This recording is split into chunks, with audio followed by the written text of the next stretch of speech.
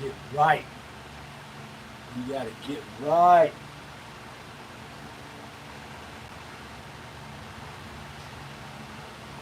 So here we go.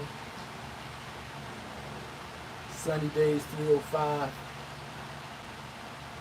We live on our YouTube page at Albert Sonny Campbell.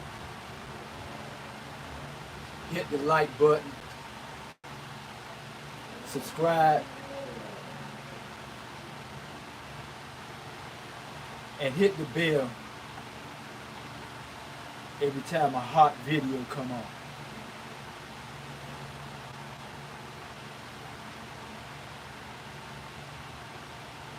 We're gonna go live. Y'all give your boy a minute. You get right while y'all chime in.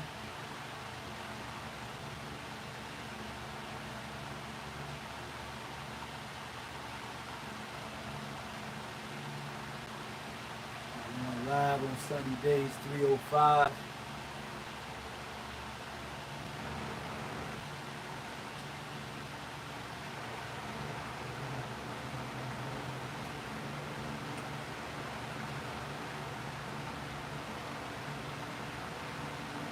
All right, here we go. So we live on Sunny Days 305 Facebook. We're also live on my YouTube page at Albert Sonny Campbell. I want out to all. This is a message to all my hitters, hard five. What they do. I got some of your uncles online. I got some of your uncles online that done lived their prison life. They know what that life is about. And so for all of us that's watching on Sunny Days 305, you want to help your brother, purchase some stars. And here we go. So I wanna do like a disclaimer on my page, because this page is designed to reach our young brothers and our young sisters, wherever they are on the planet, that's living that street life, that's living that violent life, that's living that goon life, that's living a life whom results is going to be the graveyard or the penitentiary. And so we've been riding for a few days on Sunny Days 305. We hot right now because we talk that real stuff. You know, for a while we've been talking about the making of a homosexual while going in prison. You know, and then some of my brothers that been on there, they've been in that place with me. So I have some check finders. So anytime I say something that's a little bit off, I got some brothers that could correct me, right? So on this rising, and I hope some of our brothers chime in that been in that thing, been in the penitentiaries, them federal penitentiaries and them state penitentiaries. How did that thing feel when you first walked in? And so I ain't talking about to all us gladiators. Y'all have been to gladiator school. Y'all have been to state school. Y'all have been in and out the joint. I'm talking about people like me that was introduced to the federal prison system at a very high level, and in my mind, that's not the place that I should have started off at. Because I remember my brother and I, we riding on that Grey Goose, and they drive up in the Sally Port in the USP Atlanta. And soon as you walk in there, it feels like you just walked into a vacuum. Like something that sucked you in. And then from all the news articles that I have been reading, and all the TV, the news reports that have been going on about what's been going on in USP Atlanta, it felt like I was sucked in that place. The air was thick, like seemed like you could cut it. And then to me, you know, it seemed like some of them old prison stories we used to hear about Mama Hurt, and they choose you when you get off the bus, and all of that stuff started running through my mind. So I had already tied my boots up real tight, you know, in case something went down. And so anyway, inside that USP Atlanta, man, it was a ungodly type vibe in there, right? And the people that occupied that space, the inmates, they were rowdy. They were about their business. It is when you walk in there and you look at somebody and you stare at them too long, hey, they want to know what's up. What's up? What you staring at me for? Oh no, you look like somebody. No, I ain't somebody. I ain't somebody you looking at. What's up? Hey man, ain't nothing. Okay. Right? And so in other times, you just had to just had to feel the flow every day when you woke up in the morning. Whatever that flow is. Because sometimes they say in USP Atlanta, sometimes they say the prison will rock you to sleep. Like it won't be no killings going on in the next 3-4 days. Or 2 weeks, everything been quiet. And when things get quiet in the penitentiary, that means they're scheming and scamming on some murders on a high level. Right? And so, say for example, you got a beef going on with the DC brothers from Washington DC and the brothers from Florida, right? So the two leaders had already made a pact. It's going down, and so the plan is everybody gonna meet up on the rec yard next Friday at 1 o'clock, and it's going down. And so all during the week is quiet, but it's tense. I mean, it gets so tense sometimes. Like I say, you have to feel, you have to do your temperature check every morning and every day. Because if one day you walk to that TV room and it's empty, when on a regular basis it be 40 or 50 people in there watching TV, it's a feeling gonna tell you, man, don't go in there. And then later on, you'll see the door closed with a couple of people in there, get taking care of that business. You know what I mean? And so my whole purpose for this YouTube channel, right, is not to bring up things that our brothers did when they were in prison. It's not to call nobody names. It's not to put nobody on the spot. Because all of us done been through some stuff in that prison. It's not to start no beefs with nobody. The only thing that I want us to do, those of us that been in prison for a long time, I want us to start sharing some of that prison life, man. Because there's a generation of brothers that came before us that made us think that the prison system was pie. And made us think that it was sweet. And then it probably was sweet. Until the feds stepped in. So I remember wanting to be like Bo Diddley. I remember wanting to be like Ike. I remember wanting to be like Rick Brownlee. I remember wanting to be like Bunky Brown. I remember wanting to be like Lemon Lime.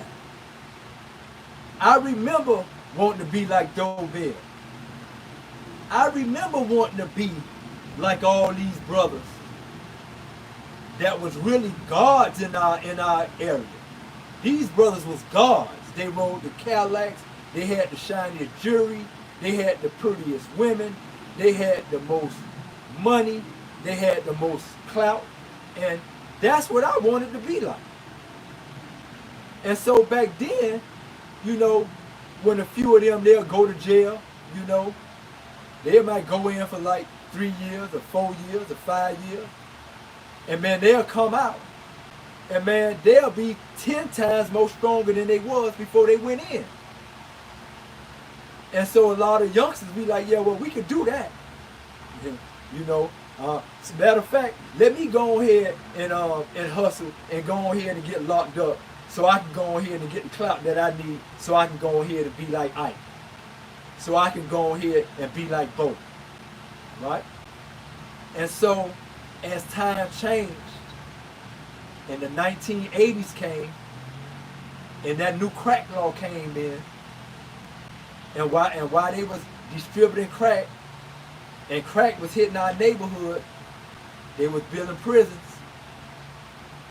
And while they was building prisons in our schools, they had a curriculum that was labeled from the school to prison pipeline.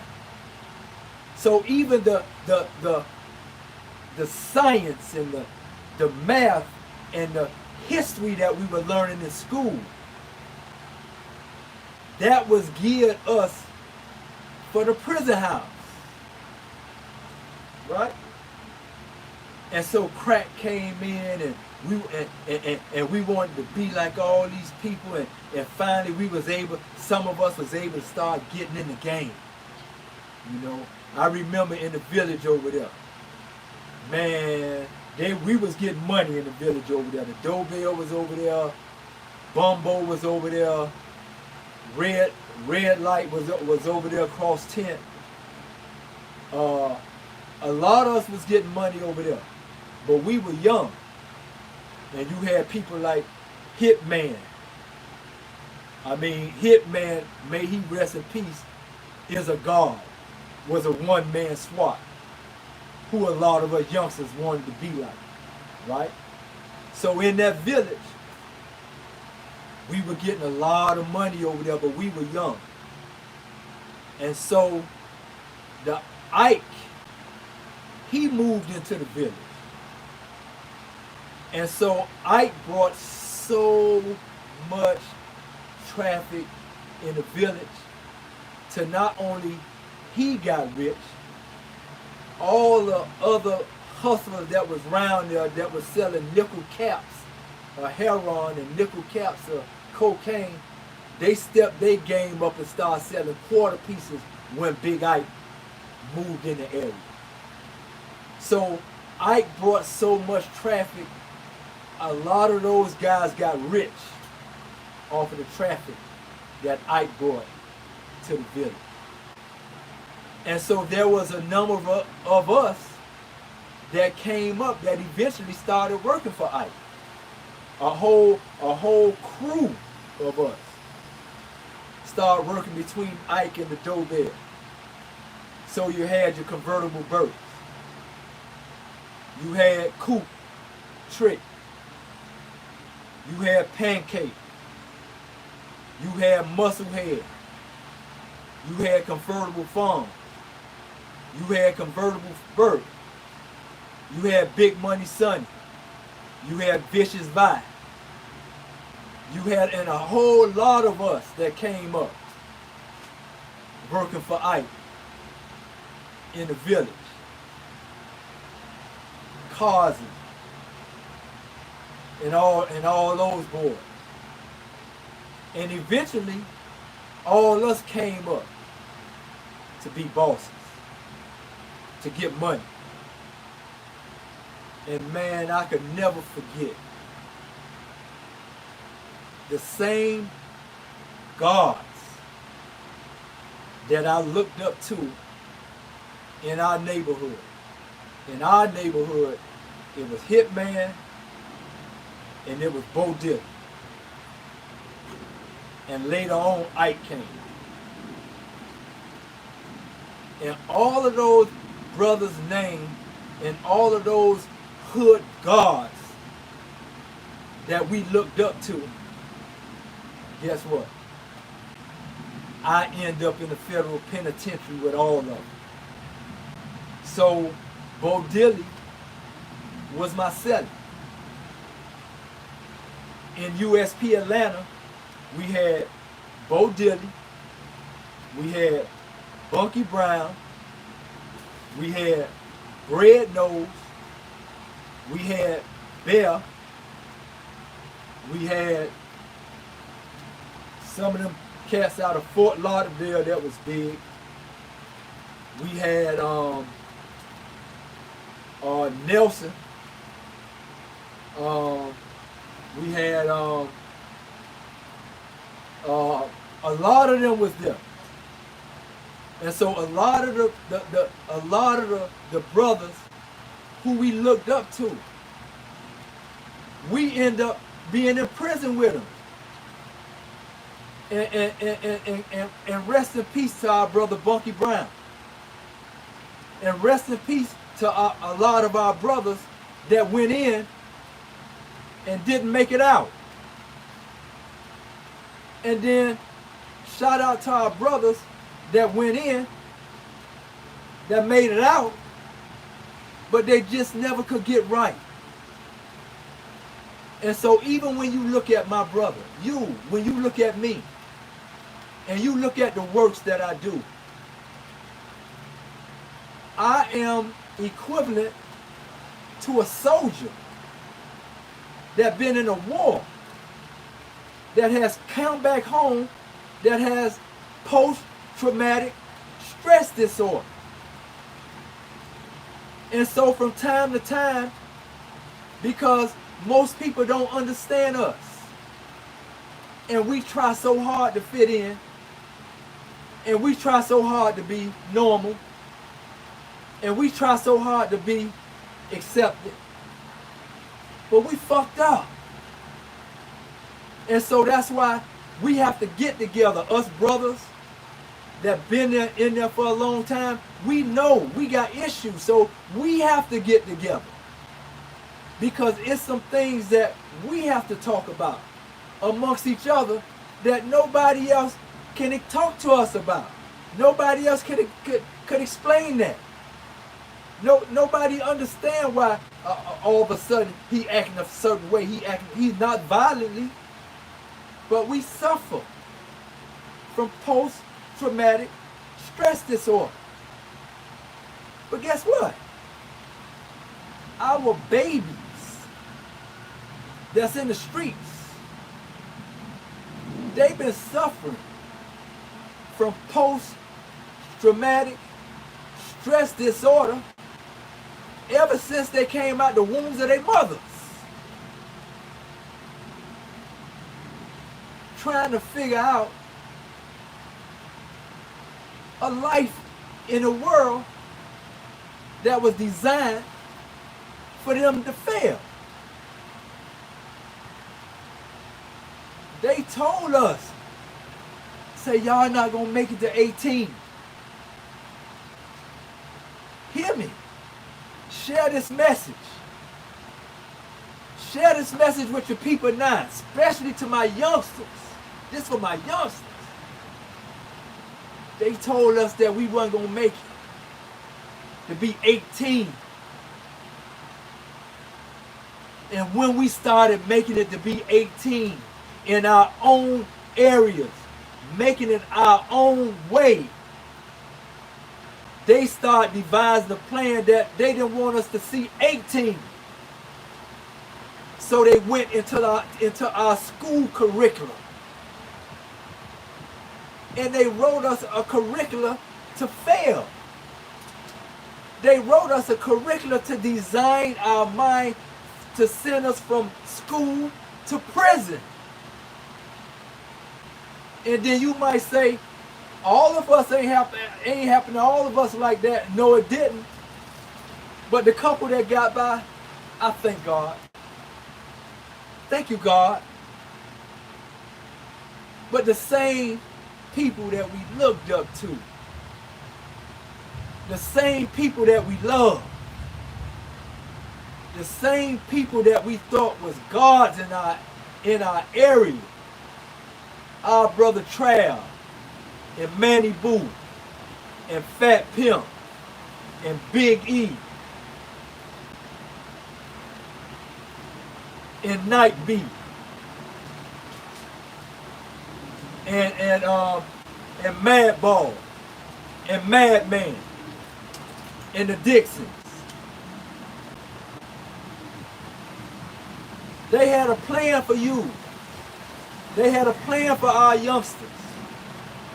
That's why they took us away.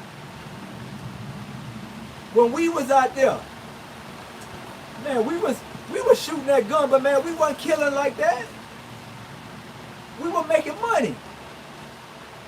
And when we started opening up them record businesses and started opening up them beauty parlors and started saving our money and started buying all them chains, the wickedly wise, they say, man, we got to deal with them wisely. Or else they going to join on to a force and they going to come against us for all the wrong that we've been doing to them for all their life. So guess what? They say we got to take them off the street. We going to go down the road. We going to get Duke. We going to get Sonny. We going to get Sweet. We going to get Murph. We going to get Big Ron. We going to get Nene. We going to get Cathead. We going to get Lemon Lime. We going to get a bunch of our other brothers. All of us that were hustling. Kazi and Silk and Musclehead and people from all other areas. And say we gonna get them off the street because they getting a little bit too intelligent. Because one thing about us, we don't have to go to college to make it. One thing about them, they better go to college to make it. Another thing about us, give us an idea and $20 and we can make a livelihood. If they don't go to college, they done. If they just leave us alone, we'll come back on top of society like we used to be. So they had to start devising plans for us. So they took all of us that were hustling on the street. You too, Letha. All the way from over town. My homies over town too. Vonda. McCoy, Bear, all my homies from over town too, and my homies from down south, Gifted Red, Big C, Tanner didn't even get a chance. And so all us, we were riding, man. We were riding hydraulics, man. We were having babies, man. We was opening businesses. We was opening business, and we was giving people money to open businesses. And a society that we live in that says that they don't want violence. They didn't want that. Because they knew us. The police, they knew us on the street. They knew who Murph was. They knew who Sonny was. They knew us. But we started doing good with our money. We started buying homes for our family. We started sending our children to college. And they didn't like that. And so they knocked us off. And then after us, they brought a violent generation. A generation, they ain't care too much about money. They want to take a life.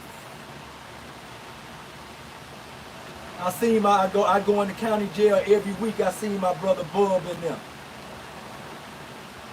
And Yeah, my brother is a brilliant brother. And yeah, my brother done some things. But once they took his uncle away, see, if his uncle was out here, his uncle could have helped him. His uncle could have pulled him out of that life. His uncle could have stopped a lot of them people that probably went into the graveyard, because his uncle could have told him how to come up. But they didn't want that. They wanted a violent generation to come after us. So everything that came after us was murder, murder, murder, murder, murder. We ain't worried about getting no money. We ain't worried about opening no businesses. We ain't worried about opening up no wash houses, no car washes, and no corn laundries. All we want to do, we want to murder people that's getting money. Our own people. And they let us do that. And by the time they got finished with us doing all that, and they round all our brothers up, guess what they start doing? The same places where we were getting all that money at, the same places where them boys went back and started murdering people at, they start moving us out and building it up, and now it's hardly none of our people that live in those areas where we sold dope at. All of that was a design. And all of that was a plan. And so I'm going to close. This message is for my youngsters. I need y'all to listen to my YouTube. I need y'all to subscribe to my YouTube page. I need y'all to understand that I'm your uncle. And I need my brothers that's listening to my podcast, that know me, that been in that system with me. But we got to start telling these brothers the real shit that's going on in prison. What they gonna face when they get in there, because it ain't pie and it ain't sweet. So hey, this your brother, Sunny Days, 305, Brother Albert. And so I'm gonna tell you how, before I close, let me tell you how serious my work is. I go into the Dade County pretrial release detention center every week to talk to my brothers that's in there, to talk to my youngsters that's getting ready to be bound over, to let them know, hey man, y'all missing a lot out here, man. And I want to say this. I was in there making my rounds, talking to my youngsters, telling them that the Circle of Brotherhood have resources for them when they get out. And there was an older man on the telephone. And this is what he was doing. Yeah. Huh? Yeah, one of these motherfuckers done stole my radio in here. Nigga, I done 22 years in prison. I'll be damned if I'm gonna come to the county there and let a motherfucker take my shit. I'm finna fuck one of these niggas. I'm gonna call you back. So, I'm listening to him while I got about 12 young brothers I'm raising up. So as soon as he get off the phone, I say, hey brother, can I see you for a minute? Can I see you for a minute? I heard you just got off the phone. You say you did 22 years? 24 years. And how long you been out? He said he been out 5 months. And so I say, hold on. I say, for you brothers right here that I was talking to, I don't want you to go. I want you to listen to this. But my conversation is for him, right? And he knows how I'm about to talk to him. So I say, what's up, bro? I say, you did 22 years and been out 5 months? I said, man, you fucked up. I said, man, what the fuck is that? I said, nigga, you done 24 years in fucking prison. And you bring your motherfucking ass out here in a county jail with brothers that might get ready to go do time that you did and more. And you come in here and you want to put down on them? I said, nigga, I wish I was in there with you. So I could make you beat my ass, nigga. Cause you fucked up. Nigga, you gonna do 24 years in prison and come out and be out in 5 months, and then you gonna come in the county jail and put down? Nigga, fuck wrong with you? And I said, man, if I find out, man, you fuck with one of them people in there, man, I'm gonna try to come in there, man. Cause you supposed to be in there trying to teach them how not to go up the road. But instead, you in here trying to put down on youngsters, man. That's fucked up. Nigga, 5 years, nigga ain't what? Well, okay, what happened? He started to tell me what happened. Ain't a motherfucking thing you can tell me to satisfy me. You done been in, you done went out 20, you done been down 24 years, and you done been out 5 months. Nigga, you better not fuck with none of them in that cell. I tell you that much. Man, you need to be ashamed of yourself, man. For real. Because I'm hot with you. Because I'm out here as an example that people can come out here and do the right thing. And you come out here and you make it hard for my brothers and sisters that come out here and try to do the right thing, and they can't get a break because your dumb ass done came out here and can't even stay out here 5 months. And I said, you should apologize to them. And he started crying. He started crying. And I just walked off. That's how much I love my youngsters. Because I put my life on the line for y'all. And so this podcast, let's go after the youngsters. You parents that got youngsters, I got a plethora of videos on my YouTube page. But there is one that I want you to watch, want them to watch. Is a message to my goon, to my hitter. Part 1. I think it probably got almost 10,000 views. Get that video. Take it and watch it with your son. Talk about it. Let his friends watch it. And then tell them they uncle wait to talk to them. Hey, this Sunny Days 305. Hey, go on my YouTube. I need 50 more subscribers to get 1,000 views so I can start monetizing, so I can start reaching more people. So I want y'all to go on your YouTube, go on your friend's YouTube, go on your husband YouTube page, subscribe to my YouTube page. This where God lives. Get my youngsters to this page so we can save them. Hey, this Sunny Days 305 Degrees podcast. You can also catch me on Sunny Days 305 on my Facebook page. Subscribe to my page. Hit the like button. Tap the button anytime another video come up. And let's save our young people. Peace.